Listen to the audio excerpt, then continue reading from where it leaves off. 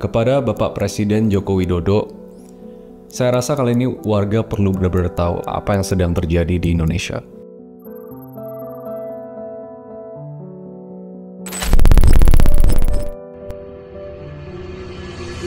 Jadi dulu di sekolah sebenarnya kita diajarin tentang satu konsep yang namanya trias politika. Dia berasal dari bahasa Yunani yang artinya politik tiga serangkai. Karena kalau kita ngomong sistem politik sekarang, kita ngomong tentang kekuasaan. Tidak boleh ada kekuasaan absolut pada suatu negara, dan sistem ini sebenarnya mencegah itu. Di Indonesia, kekuasaan itu dibagi tiga. Kekuasaan legislatif, kekuasaan eksekutif, kekuasaan yudikatif.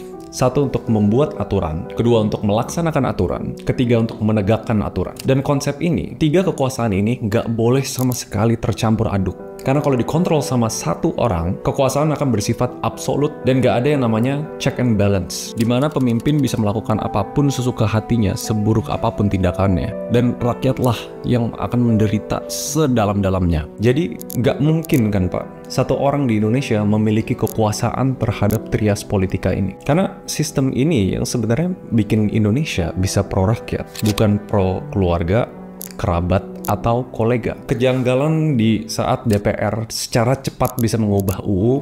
Ini Mahkamah Konstitusi 21 Agustus 22 langsung meeting. DPR saya bangga sama kalian. Kerja lebih keras, hebat sekali. Saya sempat bertanya kenapa proyek IKN yang sebesar itu bisa disahkan kurang dari 1 tahun, bahkan dari yudikatif yaitu MK, di mana anak dari Bapak Presiden Joko Widodo yang di saat itu belum cukup umur untuk maju sebagai cawapres. Namun aturannya bisa secara kebetulan berubah, di mana saat rakyat menyuarakan suaranya, dugaannya anak dari Bapak Presiden Joko Widodo sedang jalan-jalan ke Amerika menaiki private jet. Sungguh luar biasa cara kerja rezeki di negara ini. Karena memang benar, menurut opini dan analisa saya, satu orang tidak bisa mengkontrol keseluruhan dari trias politika ini. Tapi apakah mungkin satu orang bersama dengan keluarga, kerabat, kolega mengisi posisi-posisi di tiga kekuasaan politik ini, sehingga satu orang ini memiliki kekuasaan yang absolut, bisa mengubah apapun sesuka hatinya, bahkan menghancurkan negaranya sendiri. Karena yang saya pelajari, kekuasaan itu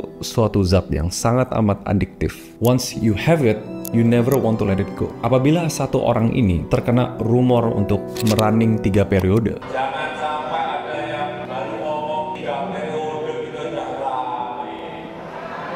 yang gagal karena ada aksi demo, lalu meneruskan kepada anaknya yang mungkin bisa menjadi calon wakil presiden, atau menciptakan posisi untuk satu orang ini yang sebelumnya mau pensiun, sekarang bisa masuk ke Dewan Pertimbangan Agung yang notabene bisa mengontrol presiden selanjutnya. Karena saya ngerti kekuasaan itu adiktif, susah untuk melepaskannya. Tapi ya saya berdoa itu tidak terjadi di Indonesia Pak, karena sangat bahaya kalau satu orang memegang kekuasaan absolut yang membuat keputusan bukan untuk rakyat, tapi untuk keluarga, kerabat, dan kolega. Itu hanya analogi dan opini Pak. Tapi mungkin kita harus bahas satu persatu dari kekuasaan legislatif.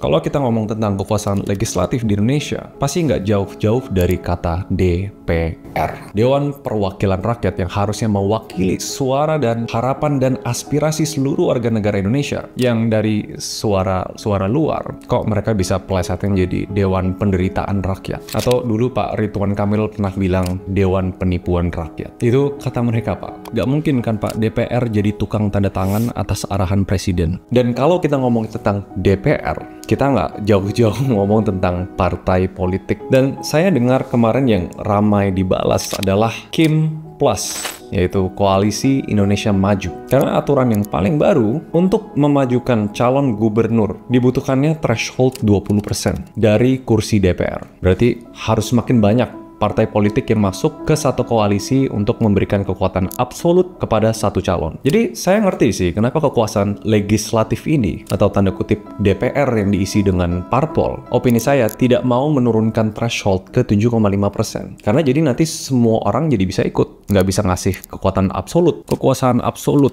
bisa menghancurkan konstitusi negara ini. Tapi itu demokrasi kan Pak. Jadi kesannya Kim Plus ini seperti berusaha untuk memonopoli suara dari DPR untuk memajukan seseorang. Semoga rumor yang saya dengar ini salah, bahwa Kim Plus ini dipegang atau dirangkul oleh satu individual yang sangat berkuasa. Karena hasil dari sini tuh penting banget untuk dilaksanakan oleh kekuasaan eksekutif. Tapi saya mau bahas dari kekuasaan yudikatif dulu, Pak. Menegakkan aturan yang ada.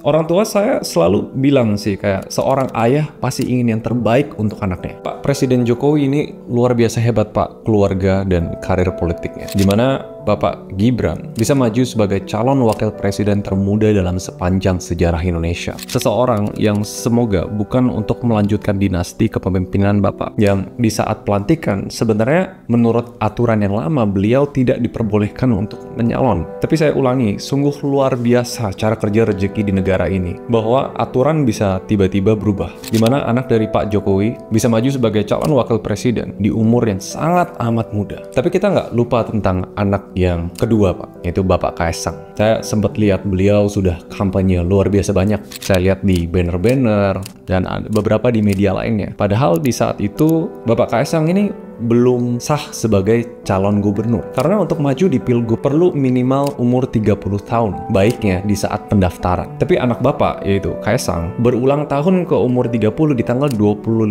Desember 2024. Sayang sih, Pak, dikit lagi. Dan luar biasa cara rezeki bekerja di negara ini, Pak. Saya mendengar rumor bahwa aturan itu juga akan berubah. Jadi saya ngerti sih kenapa warga tuh menggaungi Garuda Biru sebagai tanda darurat bahwa alangkah cara bekerja rezeki di negara ini kok kayak terlalu banyak memberi. Jadi kita bakal kawal keputusan MK yang sekarang sudah tidak dipimpin oleh Anwar Usman yang kebetulan paman dari Bapak Gibran, yang saya dengar tidak ikut rapat untuk keputusan batas umur dari Pilgub, yang ujung-ujungnya semua mengerucut ke prinsip yang saya pegang secara erat, the number one person in Indonesia di kekuasaan eksekutif. Ini kita ngomongin tentang peran sebagai presiden, menteri, kabinet, dan saya spesifik akan membahas tentang KPK, sebuah ide brilian yang waktu itu diusung oleh Bu Megawati. Karena kekuasaan pelaksana ini yang bertanggung jawab untuk memajukan ekonomi kita. Yang sekarang kemiskinan masih buruk, ekonomi bertumbuh tapi tidak merata. Kesenjangan orang kaya dan orang miskin tetap sangat jauh. Pengangguran dan mega project kita IKN. Ini opini pribadi saya, Pak. Belum siap. Dan saya rasa IKN sangat amat terburu-buru. Karena mungkin ada prioritas lain yang menurut saya lebih penting daripada pembangunan IKN yang sangat amat terburu-buru. Menurut saya. Dan anehnya, kita tahu, Pak, indeks korupsi kita tuh makin lama makin buruk. Menunjukkan bahwa terjadinya korupsi di banyak sekali lembaga pemerintahan yang harusnya ini jadi ladang yang luar biasa hebat untuk KPK. Tapi di bawah kepemimpinan Pak Presiden Joko Widodo, di periode kedua, lebih tepatnya tanggal 17 September 2019, KPK yang sebelumnya punya kekuatan yang utuh untuk menyidik semua yang bersalah dalam kasus korupsi, tiba-tiba menurut saya pribadi dijegal segala ala kadarnya. Jadi nggak bisa benar-benar menyidik dengan leluasa. Ini seperti kita tidak ingin KPK ini sukses, yang menurut saya, ya saya berhak untuk bertanya. Jadi kita harus lebih paten lagi. Soalnya Raja Jawa ini kalau kita main-main celaka kita. Soalnya Raja Jawa ini kalau kita main-main celaka kita. Ini, waduh, ngeri-ngeri sedap barang ini, saya kasih tahu. Sebenarnya saya kurang suka dengan term Raja Jawa yang disebut oleh Pak Menteri Bahlil Lahadalia. Soalnya kalau berdasarkan filosofinya, Raja Jawa akan melakukan segenap hati dan kekuasaannya untuk siapapun yang akan jadi penerusnya harus anaknya. Jadi saya kurang suka sebenarnya term itu. Yang saya dengar Pak Menteri Bahlil menggantikan posisi Ketua Umum Golkar yang sebelumnya dipegang oleh Bapak Erlangga. Yang saya dengar Pak Erlangga ini mundur tanpa ada paksaan apapun. Yang tiba-tiba muncul rumor tentang kasus korupsi yang dilakukan oleh beliau. Gak mungkin kan, Pak, mereka dibiarkan korupsi agar kedepannya bisa diancam untuk mendukung Bapak. Yang saya berharap tidak terjadi. Kekuasaan eksekutif sebagai presiden tidak disalahgunakan untuk mengkontrol kekuasaan dengan mengancam, kalau tidak support saya akan membeberkan kasus korupsimu. Itu saya cuma mengandai-andai dan berharap itu tidak terjadi. Apa jangan-jangan ini alasannya KPK dilemahkan? Dan banyak sekali, Pak, di eksekutif ini melakukan reshuffle kabinet yang saya lihat beberapa kebetulan dan luar biasa sekali cara rezeki bekerja di negara ini adalah